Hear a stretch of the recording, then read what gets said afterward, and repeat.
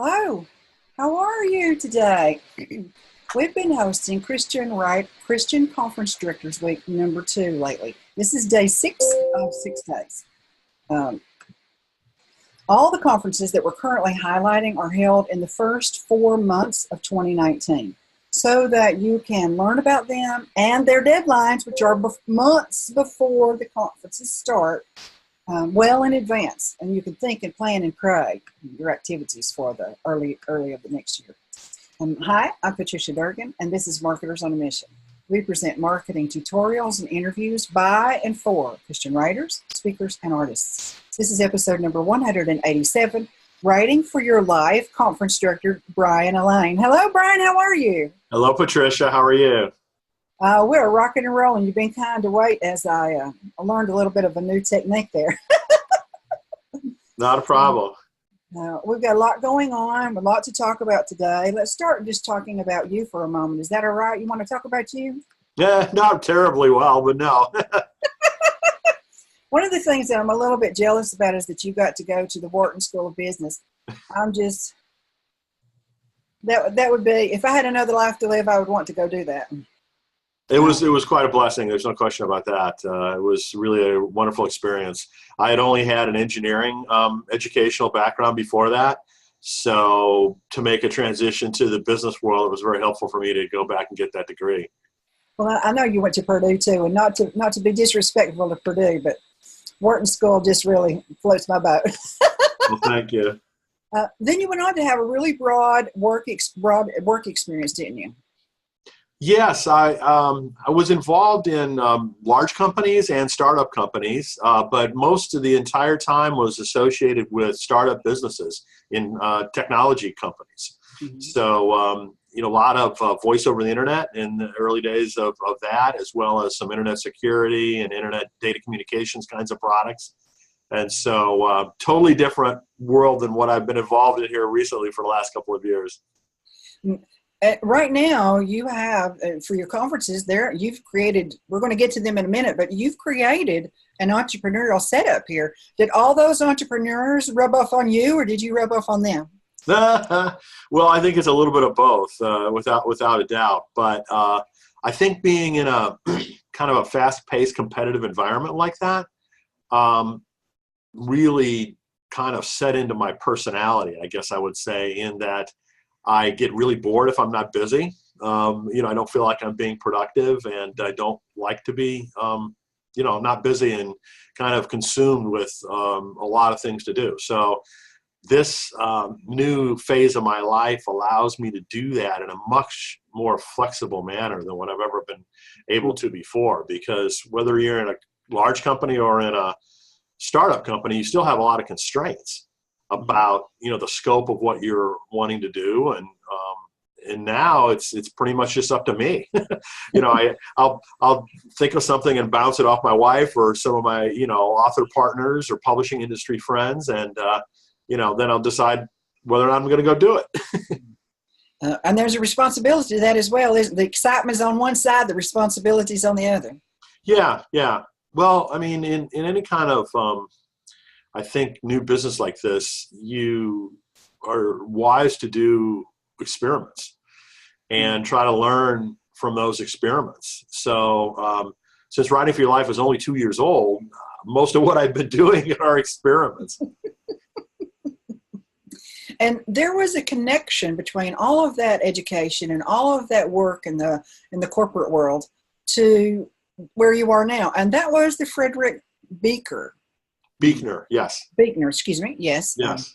Tell us about him and your connection to him. It was, I don't know how to explain it other than a gift from God. I really don't, because I had thought about a couple of times in my life becoming a pastor and decided not to, because I didn't feel as though my skill set was really a good match for what was required to do that.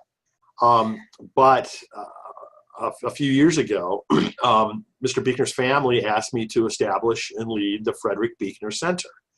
And for those of you that are not familiar with Mr. Buechner, he's 92 years old now. He's published 38 books over a period of decades. one of which was nominated for the Pulitzer Prize, one of which was nominated for the National Book Award, several honorary degrees from seminaries and colleges, et cetera, et cetera, et cetera. So he's an extremely gifted writer, but during his entire career, he never did any self-promotion or marketing and had no online presence whatsoever. Mm-hmm. And even in his prime, really didn't do book tours. So there's only like one book tour that I know of, that he went on. So as a result, people either thought he was like one of the best writers they'd ever read, or they'd never heard of it. Mm-hmm. So his family wanted to take some proactive steps by establishing the center to make him known to a new generation of readers, basically, and bring him online. So so in December 2012, we launched frederickbuechner.com and Facebook and Twitter, and now he's got over 2 million fans on Facebook and over 300,000 followers on Twitter. And that's because of the incredible things that he wrote. We took excerpts from his books, basically, and used them in different forms online. And it really resonated with people. So in any event, that's kind of a long way of saying how I got into this whole world. As I mentioned earlier, I'd been doing high-tech related stuff all my life. And so the work with Mr. Buechner was my first entree into the whole Christian publishing arena. And then 2 years ago, when I turned 60, I said, well, I probably have roughly 10 years left of some of our productive time left on this planet. So how do I want to spend that time? So I decided to start Writing for Your Life as a way to take what I learned in working on behalf of Mr. Buechner and help other Christian writers. Mm-hmm. So we can talk more later about what Writing for Your Life is all about, but that's how I made this kind of unexpected transition. I mean, as I said, this fell in my lap. I didn't go looking for it. Like I said, if it's not a gift from God, I really don't know what is. It sounds like it. And the contacts that you made, the rich business and ministry contacts that you made, opened up the door to the next stage of God's calling on your life, didn't it? Absolutely. So much, whether it was in my previous business career or what I'm doing now, is dependent upon who you know and who you can build, high trust relationships with. And, I've just been very fortunate to have, again, fallen into a lot of those wonderful, helpful relationships. And it's allowed me to, I guess, spread this more quickly than what, a lot of people think that Writing for Your Life has been around for years, and it really hasn't. Because you've accomplished an enormous amount and got deep, deep roots in 2 years. That's crazy and wonderful. Well, thank you. I mean, again, I think I have to attribute a lot of it to, the kickstart that was associated with working on behalf of Mr. Buechner. Did you have, when you joined that project, was it because that you had secretly wanted to be a Christian writer, or you were a Christian writer, or was it the organization and then the organization and the management and you fell in love with Christian writing? Which came first, the chicken or the egg? Do you remember? Well, as I said, the whole thing was a surprise to me. It was really my immersion in, Frederick Buechner's work that kind of got me started in this. And so I'm not a writer. I'm a, you could say Christian entrepreneur, maybe be the best way to characterize me. I'm a business person. I do a lot of marketing work, but I'm not a writer.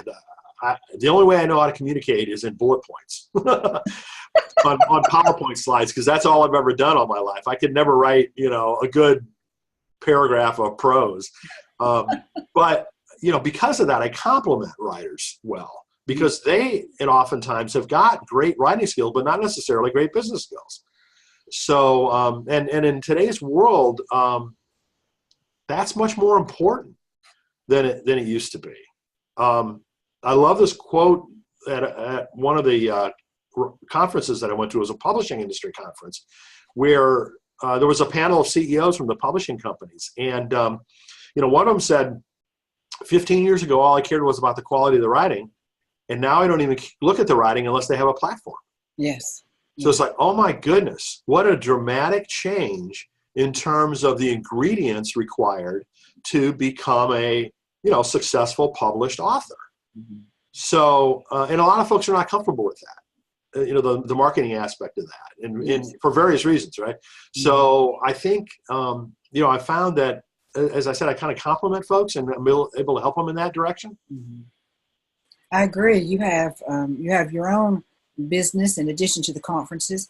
You're still associated with the Bigner Center, aren't you? I've actually retired from there just this year. Oh, okay.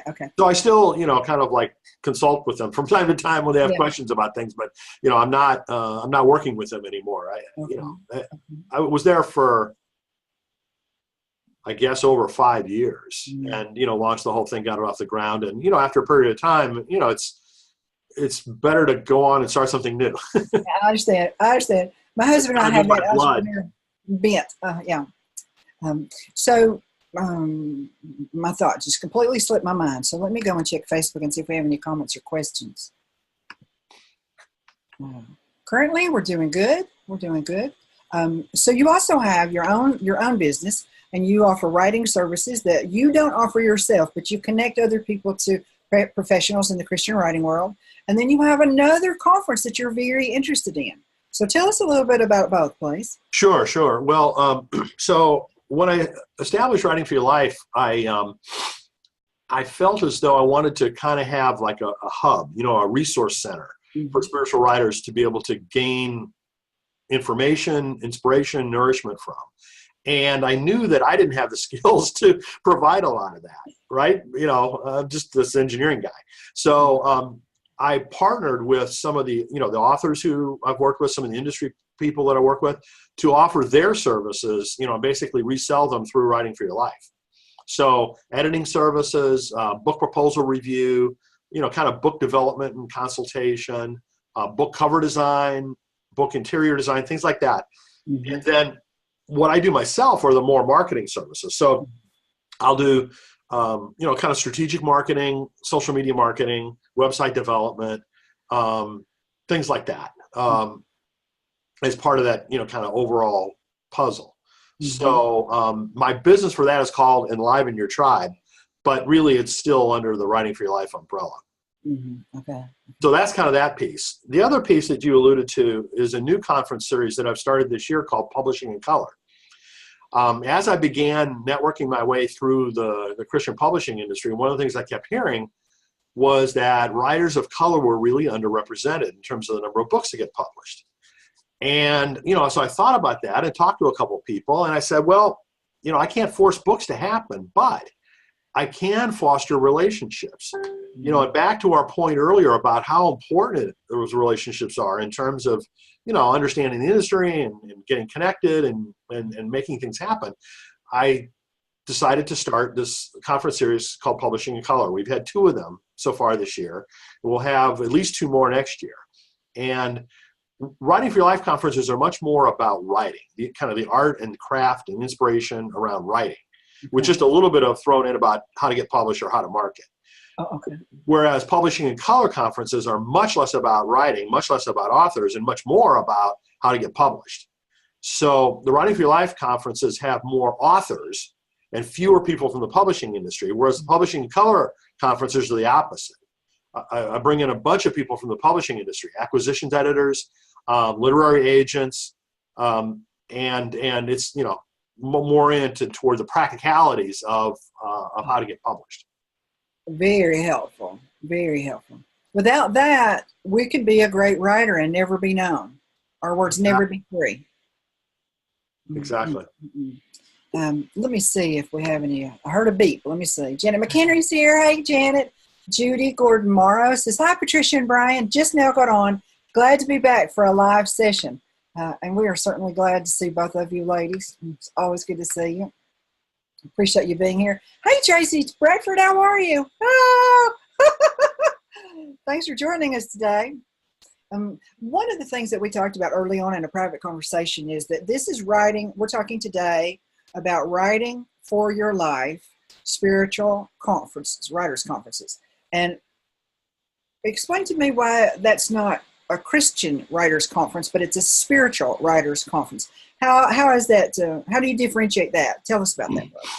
Well, from a practical perspective, I mean, I'm a Christian. The vast majority of the people that come to these conferences are Christian too. But I chose to use that terminology basically for two reasons. One was that I wanted to err on the side of being inclusive, you know, and not say, well, you have to be X, Y, or Z in order to show up at my conferences. Yeah. The second thing was that there are already a ton of Christian writing conferences. So I felt like, well, you know, how can I differentiate myself from the ones that are already there? Mm-hmm. And so I decided that, you know, for those two reasons, using the term spiritual would be a better term. Okay. And I'm not sure if that's a good decision or bad decision. I mean, just like everything else that, you know, we're talking about, it's a big experiment. Yeah. But that's the reason why. Mm-hmm. Okay. That helps me. When I first saw spiritual, a lot of people use that term and they're going in a totally different direction than I am. So I looked into them a little bit deeper, and you're okay, Brian. Well, I'm glad. I try. So let's run over, and we're talking about two different conferences today that are both under the umbrella of Writing for Your Life, spiritual writing conferences. One is in Indianapolis, and one is in Los Angeles. I'm going to run through both of these quickly, and you correct me if I'm missing anything, okay? Sure. The one in Indianapolis is the very first one. It's in March, Wednesday and Thursday, March 13th and 14th. There is a pre-conference we're going to talk about in just a moment after we get finished with the nuts and bolts. And it's called Dig Deeper Pre-Conference Retreat. And that sounds pretty exciting too. That's an all day, and that's an additional cost. But the main conference for Indianapolis, Wednesday, Thursday, March 13th and 14th, 8 to 6:30, 9 to 6, right in that area. It's at St. Luke's United Methodist Church. Enrollment is open right now. Only $2.99 for a 2-day conference. With you're going to find out and be impressed by all the faculty. $2.99 for the main conference, and that's right now. But then the price is going to increase February the 16th and go up from $2.99 to $3.29. So if you want to do this, start moving forward, make your plans. And that includes all of the general sessions, all of the breakout seminars, one-on-one meetings, open mic session, and refreshments, but no meals. Is that still correct? No meals. Refreshments, but no meals. Yep. Do you, on either one of the conferences, or really any of your conferences, they have pretty much the same format, don't they? Very similar, yes. Okay. Do you take walk-ins on any of these? Sure. Okay. So let's run over Los Angeles, because it's just another, 2 weeks later? It is Thursday and Friday, March 28th and 29th, and it starts about 8 and is over about 5:15, 5:30. Both days. A little variables, that's on the website. You know I'm going to have all the links for you. I always have the links for you. Don't want you to have to scramble and feel like you're going to miss something because we didn't speak clearly or give you time to write something down. I already got them. I'm going to post them after this episode. That's going to be held, the Los Angeles Writing for Your Life Conference is going to be held at the University of Southern California.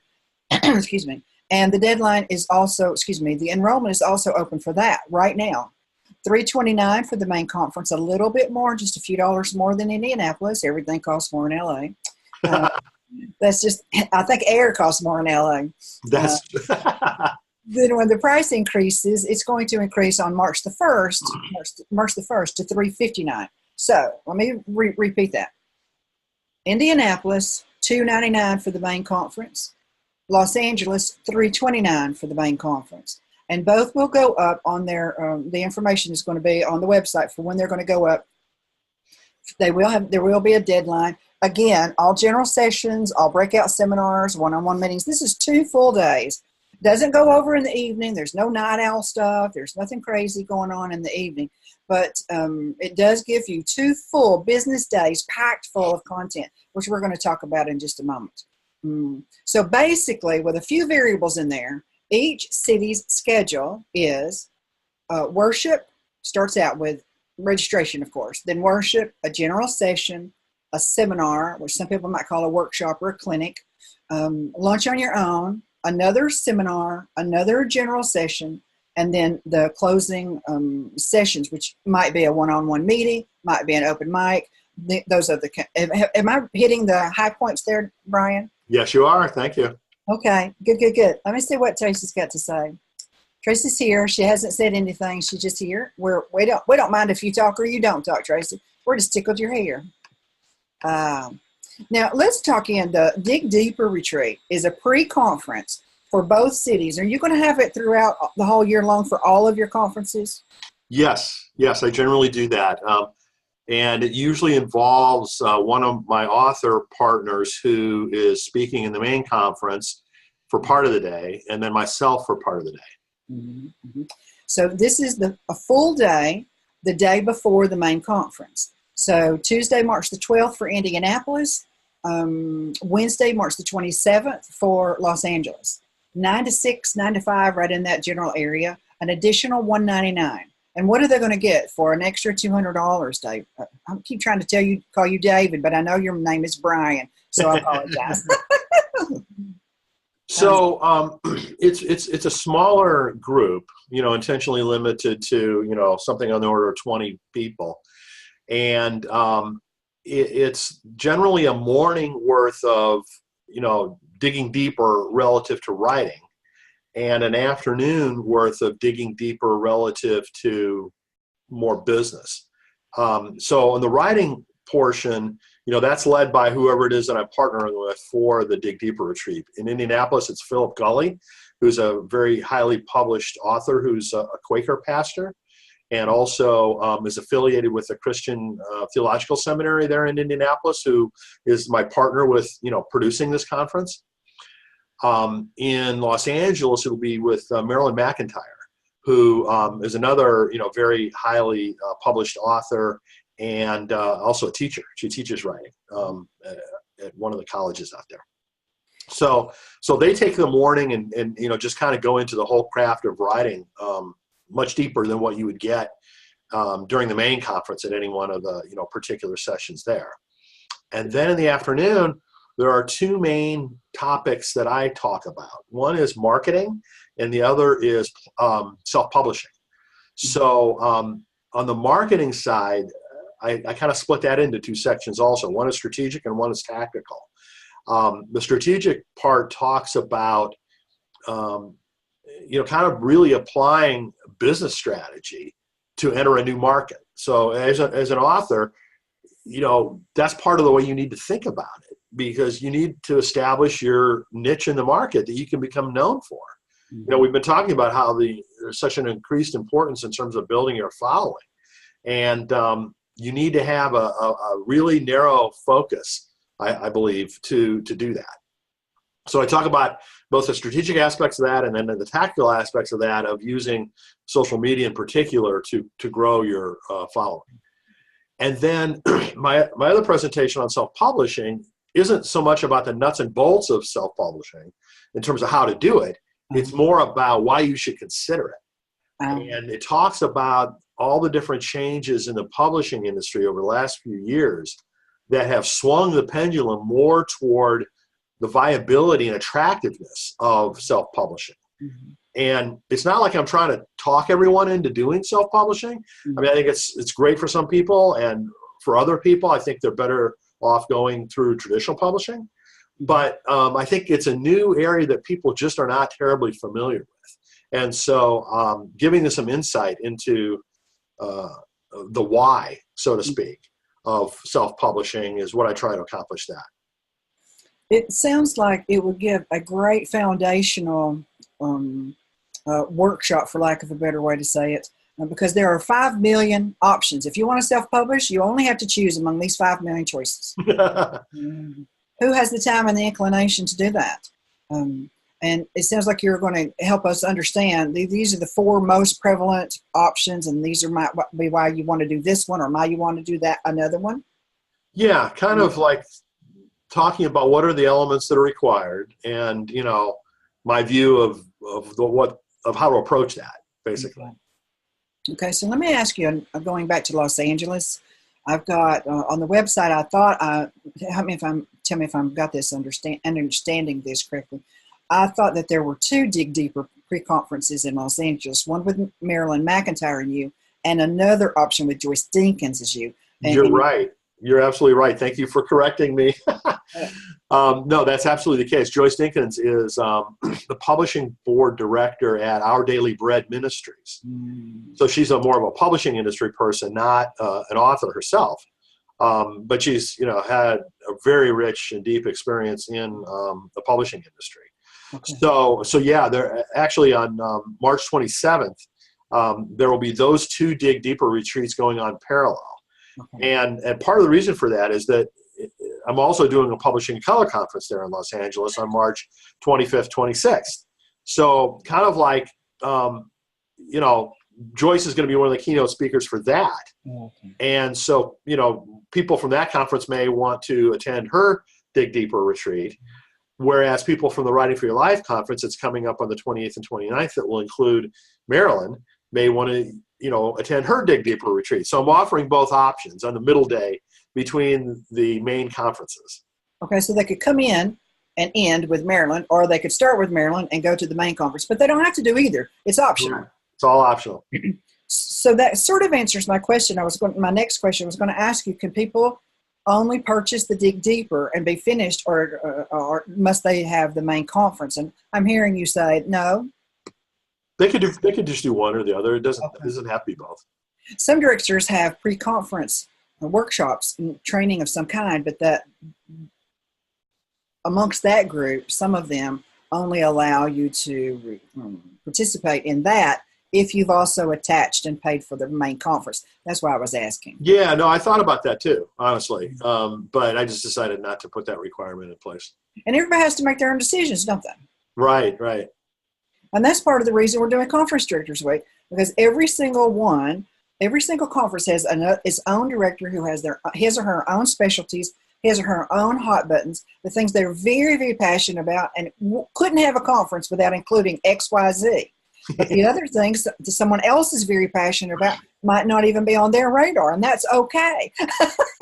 No, I totally agree with you. Let me see if we have anything going over here on Facebook. Let's see. No, we're still doing good. All right.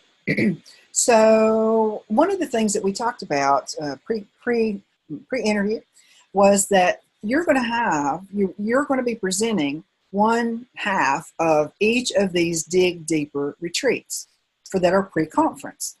And you are going to offer a 1-hour private phone conversation with everyone who attends after the conference. After the conference, they'll get a 1-hour phone conversation with you. That's big because you know a lot of stuff, Brian. Well, I don't know about that, but the whole reason why I'm doing this is to try to help people, honestly. I'm never going to get rich doing writers conferences, and that's perfectly fine. But I really would like to try to help people. And again, my area of expertise is more business and marketing. So to the extent that I can help people, figure out how to approach this monstrosity called the publishing industry, right? It's so funny because every industry I've been in, the people inside the industry assume the whole rest of the world understands how it works. Yeah. And no one outside the industry has a clue how it works. So, and again, this is not just publishing. I've seen this over and over in other industries that I've been in. But, if I can help people kind of meander the way, strategically and really ask them questions, about, have you thought about this? Or, what's your view on that? Or which way are you approaching this? That can really help them think about which path they want to take. Because we can be set on a certain course just because we don't know that there are other options out there or how Absolutely. Those options might apply to us. Absolutely. I've seen that time and time again, honestly. So Christ can help us understand the options by going to one of your conferences, and then that could set the tone for years down the road for them as they create a business plan and with God's guidance. Let's just stop for just a moment and say that you can have a business plan, you can have a marketing plan, and still have God involved. Oh, well, of course. My view is that everyone thinks that. God expects us to use our talents. How many times did Jesus talk about that, right? You know, I mean, it's not just to sit back and let him do everything for us. I think he expects us to utilize the skills that we've been given. And none of us are perfect, and none of us know all the answers by any stretch of the imagination, right? And we're, you know, relying upon, you know, whatever insights he might gift us with. But yeah, I mean, it's kind of, I mean, and you know, just like any kind of a plan, a business plan is one of these things where you do your best to try to figure it out, but then you realize that it isn't going to happen exactly like that. Nothing ever does. Mm-hmm. So you got to be able to adjust and react. But that doesn't mean you shouldn't plan. I mean, what was it? Dwight Eisenhower, right? You know, leading up to D-Day, you know, something like, I can't remember the exact quote, but basically, you know, the plan is nothing, but planning is everything. It does something to you, doesn't it? To sit down and be specific rather than flying by the seat of your pants and hoping for the best. I think so. I mean, you know, that's the only way I've ever done anything is by doing, you know, a fair amount of planning. And I just know that there are people watching live or in the replay who have heard this business aspect on writing, and you don't have to go into business. You don't have to do any of the things that we're talking about today or anybody else. You go your own way, sail your own sea, and that's completely fine if that's what God has told you to do. But I want to ask you, Brian, if someone were here today and they were on that precipice trying to decide between, is it only the art or is it only the business? Can you help them understand? What would you say to them if they said, how do I or can I merge the two and still be in God's will? Well, I mean, first of all, from a practical perspective, I feel like you almost have to, right? Be skilled in both areas. Back to the comment that I was sharing from that CEO, you know, publishing industry person who was, you know, saying, it used to be all I cared about was writing. And now today, you know, I don't even get to that unless, you know, there's a following. So from a practical perspective, to me, you have to do both. But, you know, I hope people don't view marketing as a dirty word. You know what I mean? Because basically, if God is working through you and you've got something that can help other people, then, well, first of all, why would you write a book unless you were going to be able to help other people?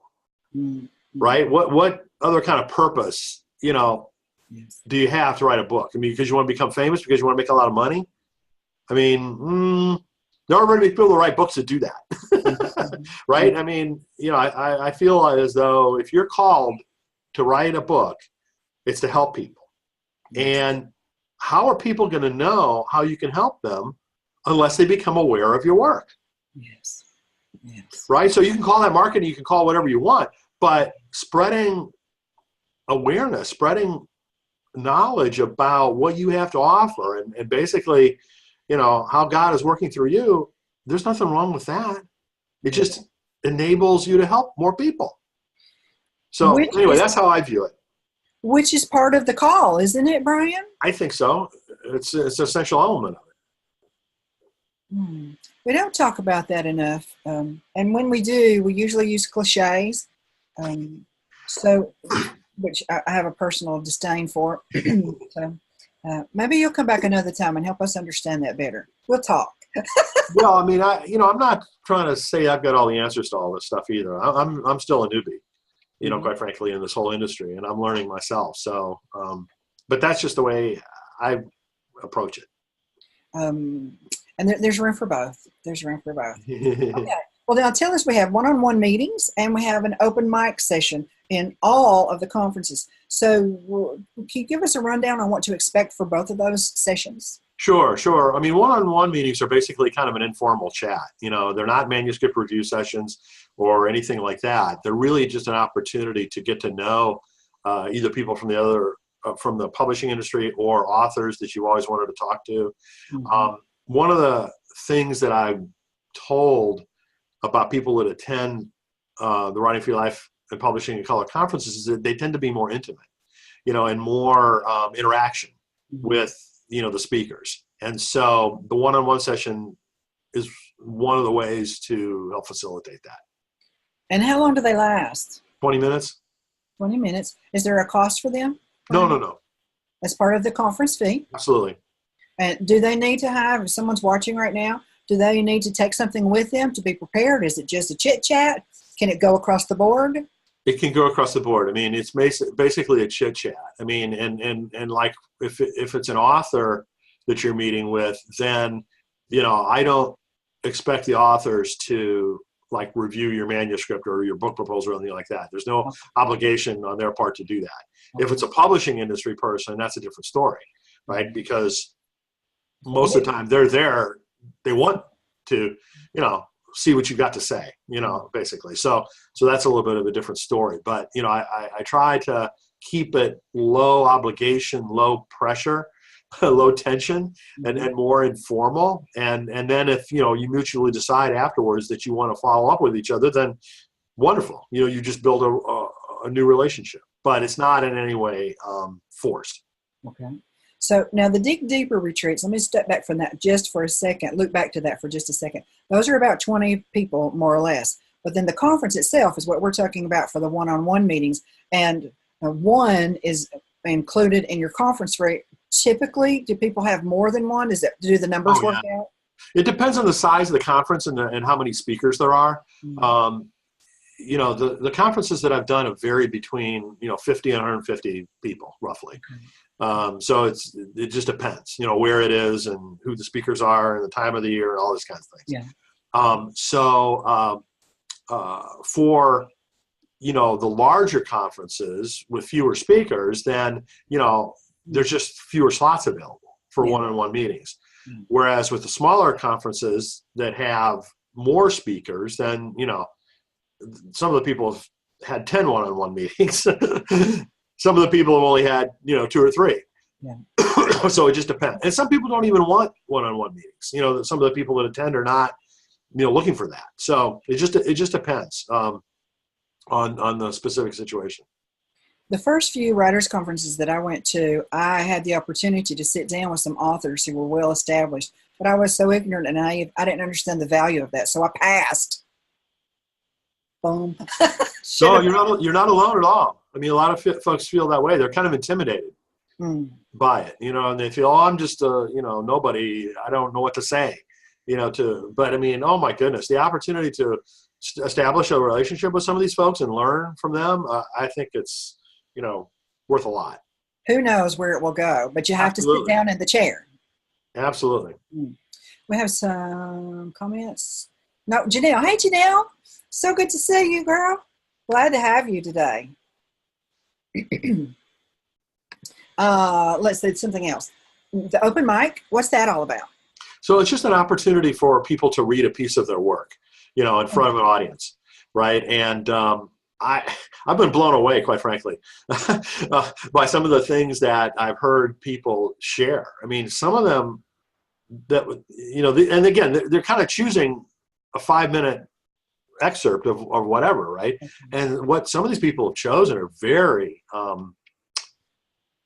personal, very heartfelt, very emotional kinds of things, which I think is really wise.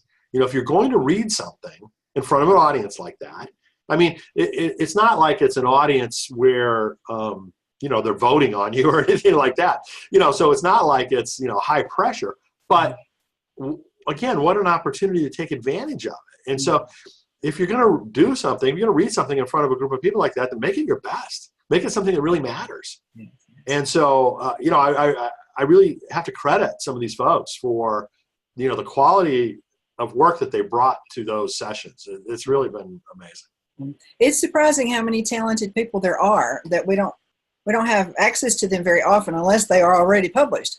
But in amongst the non-published or the recently published, there is good stuff there, isn't there? Oh, amazing. Absolutely. Life-changing. Let me make the point also again that we're talking exclusively today about the Writing for Your Life spiritual conferences held in Indianapolis and in Los Angeles in March. However, throughout the year, you have multiple conferences just like this in different cities. Is that correct? Yes. So, kind of looking backwards, I've done some of these conferences in Nashville, in Chicago, and Raleigh, North Carolina. Oh. And I'm sure I'm forgetting something. And New Jersey, of course. And so in 2019, as you mentioned, the first two Writing for Your Life conferences are in Indianapolis and in Los Angeles. But then there'll be one in May in Holland, Michigan, and one in June in New Jersey. And the Publishing in Color conferences, there'll be one in Los Angeles in March and one in New Jersey in June also. So that's just the first half of the year. The second half of the year probably won't be nearly as many, but I haven't exactly decided what I want to do in the fall, or but I think it'll be less. It seems like for this market, the spring is a more attractive time. Mm-hmm. Mm-hmm. So in the summer, fall, winter, there will be more. They're just not nailed down yet. Correct.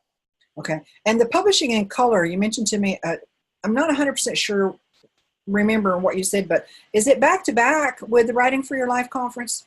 Yes. In Los Angeles? The one in March is back to back in Los Angeles. The one in June is back to back in New Jersey. Okay. Okay. And Publishing in Color, which I love that title. It's just so explicit. It just nails it exactly what it is. All positive. That link is going to be, I'll post that as well. I've already got that pulled up for you, viewers. Thank you. So let's talk about faculty. You've got some heavy hitters. So, do you want me just to kind of dive in and talk about some of that? Please. Sure. So in Indianapolis, our main headline speakers are Barbara Brown Taylor and John Pavlovitz. And some of the other speakers are Philip Gully, who I was mentioning earlier, who's going to do the Dig Deeper retreat. And he's an author that is just a wonderful person and affiliated with the seminary there. Also, Reverend Dr. Frank Thomas. He's a preacher and a seminary professor there at CTS, and a great speaker and preacher. Aaron Healy is an author, a fiction author, and also does freelance editing as part of my Writing for Your Life program. Mm-hmm. Sophronia Scott and Mahi Kim Court are both authors who I've worked with before, and just lovely people. Jessica Messman is also a professor there at CTS and is a newer author. And then a couple of folks from the publishing industry. Susan Sally, who's associate publisher of Abingdon Press. Tony Jones, who's a senior editor at Fortress Press. And Mary Bernard, who's editorial director at Skinner House Books. So, as I mentioned before, I try to make this a little bit of a mix between authors and publishing industry folks, more heavily on the author side. Mm-hmm. So that's kind of the lay of the land for Indianapolis. In Los Angeles, Barbara is going to be there again as the headline speaker. The other author speakers will be Marilyn McIntyre, who I mentioned earlier, will be doing the Dig Deeper retreat. Kathleen Falsani, who's a journalist in addition to a book author. Kathleen Long Bostrom, who's a children's book author. Sharon Elliott, who's an author and another of my freelance editor partners. Mm-hmm. And then from the publishing industry side will be Michael Maudlin, better known as Mickey Maudlin. He's a senior vice president and executive editor at Harper One, and I think one of the most highly respected editors in the publishing industry. Mm-hmm. Also Terry Glaspie, who's an editor at Harvest House Publishers, also an author. And then finally Roger Freet, who's a literary agent and formerly from Harper One. Mm-hmm. So this is kind of my West Coast contingent. Several of those folks are from California or the West Coast. So I'm taking advantage of both my relationships with them and their skill sets and their location. Yeah, that's a good combo. That's a really powerful lineup. Well, thank you. I mean, I couldn't be more pleased, honestly, with, some of the folks that I get to work with doing this. That makes it so much fun. And you mentioned this already, but let's look back to it. And that is that Christ gave you all these relationships. We forget that when we follow him, he will give us relationships or opportunities or open doors as he wishes to fulfill the plan he has for us rather than sometimes our own plan. And that's happening for you again. I mean, almost all these people that I mentioned have been introduced to me by someone else, within the publishing industry. And I mean, as I said before, I used to work in high tech, right? That isn't exactly as Christ-centered. Let me put it that way.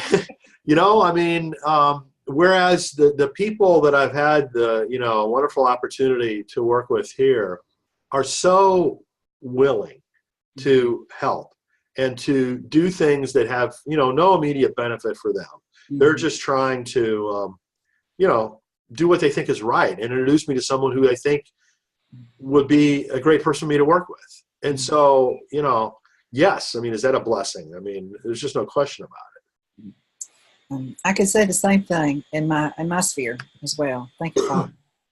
Janet McHenry says, Brian is spot on. Every job has tasks that the worker will not enjoy as much as others. For example, she's a longtime teacher turned writer. For example, teachers can't say they don't want to do grades on the computer. That's part of the job, for goodness sakes. Learn how to market as a writer. Do what you do best in that regard. But it's now part of the entire picture, so you have to be involved. Back to your question before about, how to view that kind of in a Christian context. Mm-hmm. We talked about kind of, sharing God's word, through you. But also, the concept of how we communicate is just so much different now with the internet than it was before, right? It used to be a book was pretty much the only way, mm-hmm. right? It was the written word through a book. Whereas now, back to the idea of you're trying to help people. Well, it's not limited to what you do through a book. I mean, it's also what you do through social media. Yes. And if you're saying nourishing, helpful things through social media, that's just another avenue to help people. Mm-hmm. So why not take advantage of it? Mm-hmm. I think the enemy has gotten a lot. We're not going to solve this problem today, but I know that the enemy's gotten a lot of mileage out of, I don't feel comfortable self-promoting with, they don't see it as promoting God's message in them. They see it as promoting themselves. And so I understand the hesitation, but, and I felt that way myself, but at some point in time, the Lord turned that, and I understood that I'm only promoting His message in me. And then I had complete freedom. I'm still within the boundaries of gentility and respectability and Christ-likeness, all those things. But I'm comfortable now, and I don't feel like I need to apologize because I'm saying, this is who I am, this is what I do, this is how I help people, that kind of stuff. Just normal marketing. Absolutely. Well, I always am glad to see people like you who view things that way, because I agree with that, and it's not everyone that's kind of crossed that threshold yet. Yes, and it took me a long time. It just took me a long time. I don't know why, but this was pre-internet, baby internet days. And I don't even remember. It wasn't like a lightning bolt decision. There was no epiphany. It just one day I woke up and it was no problem anymore. The Lord had lifted that. For me, it was a burden and a lie. Might not be that way for other people, but for me, it was a stumbling block and an obstacle to moving forward. And He just removed it. Let's see. Judy says, I've had the joy of meeting both Aaron Healy and Terry Glaspie, and they will both be wonderful resources at these conferences. Thank you for that comment, Judy. I couldn't agree more. They're both wonderful people. Oh, let's go over just a few more of the basics, and that is that all the meals are on everybody on your own. So whether it's breakfast, lunch, or dinner, then your meals are on your own, but the conferences do supply refreshments. Yeah, I mean, if you could say that we, basically have a continental breakfast every, morning. I mean, okay. It's not bacon and eggs, but it's muffins and yogurt and things like that. You won't starve. Okay, no. That's good. Okay, and lodging. Both of these are major cities, so lodging. You don't provide the lodging, but you have special rates available at many of the associate surrounding. Yes. What I've tried to do is, kind of pick the places that are either, most convenient or, offer the best rates and things, and work out a special deal for conference attendees at those locations. So the last one about this one now, Brian, do you have a Facebook page? I know that you do, but do you use it? The Writing for Your Life has a Facebook page. Going to have that link for you momentarily. And do you use it to stay in touch with conferees? Sure. I mean, there are several channels of communication that I use. And what I find is that different people resonate to different channels. Mm-hmm. So I use Facebook and Twitter, the blog on our website, and emails. Those are probably the four channels that I use the most. And as you know, everyone knows they've got different characteristics, each one. And again, personally, I like email the best. Mm-hmm. But maybe that's because I'm old. You know what I mean? I don't know. I mean, it's like when I started at Bell Laboratories in 1980, we were already using email.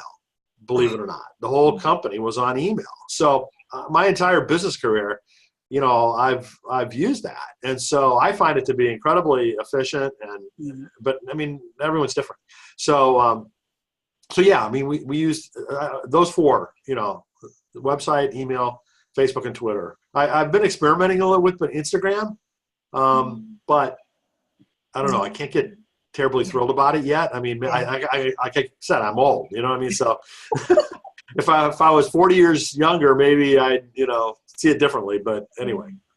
Most of my audience is not on Instagram, and I'm really grateful because I'm not interested in learning it. But if they were there, I would learn it. Yeah. I've been kind of toying with that idea, but any of it. So all of the information is shared equally amongst all. You share all the information, whatever the channel. Yes. Okay. Just want to make sure, I might clarify that. See if we have any other questions or comments. Judy, Janelle, Tracy. If you have any other comments or questions, now is the time, ladies and gentlemen. Let's see. We talked about the one-on-one appointments, and I just think that's so very important. Let me give it just another minute. What do you find, while we're waiting to see if anybody else has any other comments or questions, what do you find to be the most fulfilling? This is a tremendous undertaking. Even though there are similarities between conferences, we're still talking about locations and faculty and hotels and on and on and on, up to 8 or 10 a year. This is huge. Why are you doing this? What's in it for you? What do you find the most fulfilling? No, it's really just helping people, and allowing those connections to take place that, should take place.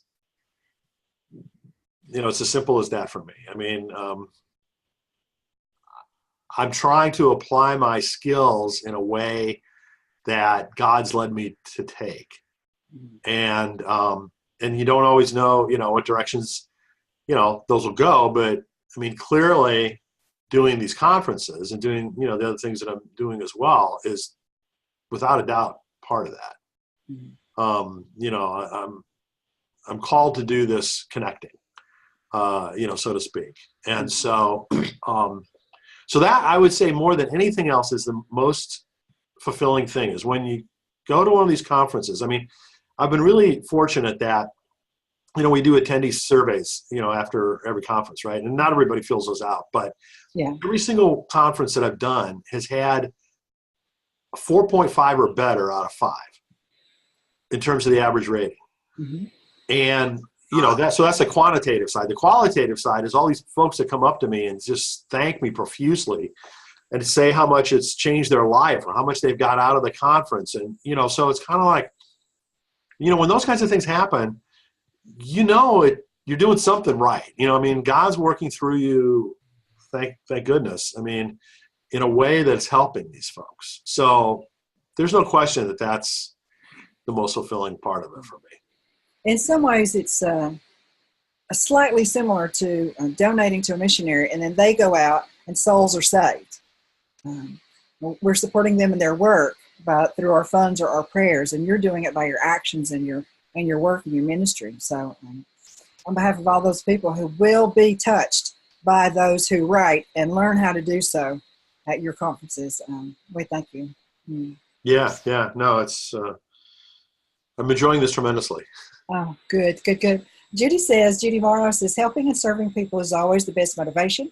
Glad to hear the hearts of these wonderful folks who have moved that around here. Move my little screen. It's taking up too much room and it doesn't want to move. We'll just do it this way. Pardon me. Glad to hear the hearts of these wonderful folks who lead these conferences. Thanks, Brian, Patricia. And so powerful. I mean, we're talking about people who are dedicated and committed. You're among them, Brian. It's a pleasure to have interviewed you today. And for me, it was knowing about the conferences. Yes, that was a plus. I wanted my viewers to be able to learn about the conferences, the questions, and how does it work, and what are the mechanisms, and how much does it cost, and where is it located? All that stuff has to be done. But I mostly wanted them to meet you. Well, thank you so much. And honestly, I prefer to stay in the background. At these conferences, I mean, initially I wasn't even making any kind of presentations myself because I want the authors and the publishing industry people to be the people who, are shining, you know what I mean, and out there out front. So, but because of the need, for the marketing stuff in particular, I felt like I've got to come out of my, come out from behind the curtain, a little bit to share some of that because it was just so obviously needed.